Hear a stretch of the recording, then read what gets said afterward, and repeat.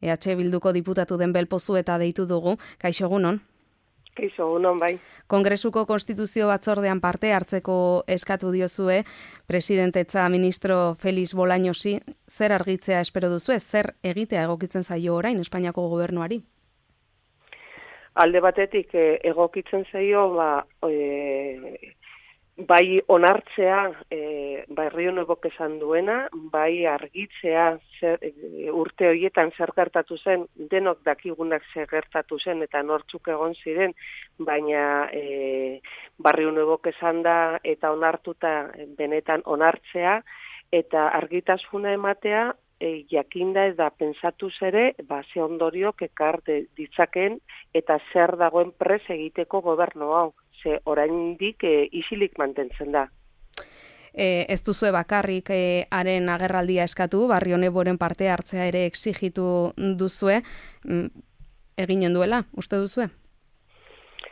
Bueno, badakigu ez duela egingo, baina guk hala ere guk ikusten genuen eta ardura hartu genuen exigitzeko hori, bere garaian ez bazuen egin, gutxienez orain presa agertu dela komunikabidetan honetaz zainargi hitz egitera impunitate osoz, orain Madrilen agertzeko. Badakigu ez dela salduko. Horregatik Bolañosi tokatzen zaio ardura hori betetzea eta argitasun osoa ematea.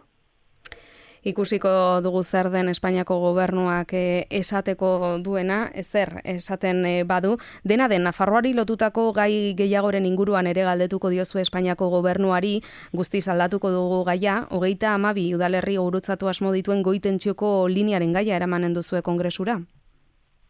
Bai, badaia duela urte bat honen inguruan galdetu genuen, zeia Nafarroko komunikabidetan azaldu zen eta hainbat udalak kezkatuta zeuden, agertu ziren kezkaturik gai honekin, eta bere momentuan galdera horri esan ziguten, edo gobernuak esan zigun beraiek ez zeukatela berririk, eta berez tramite hori Madrilen ez egoela.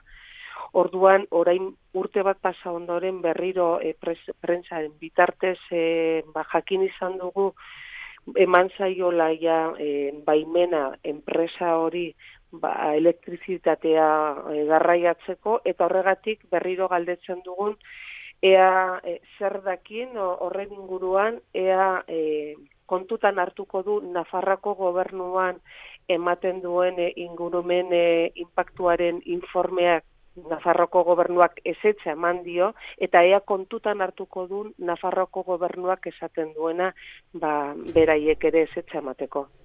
Bada gai hauek datozen aste eta hilabeteetan landuko direnak, Belpozu eta eskerrik asko gure deiari erantzuteagatik.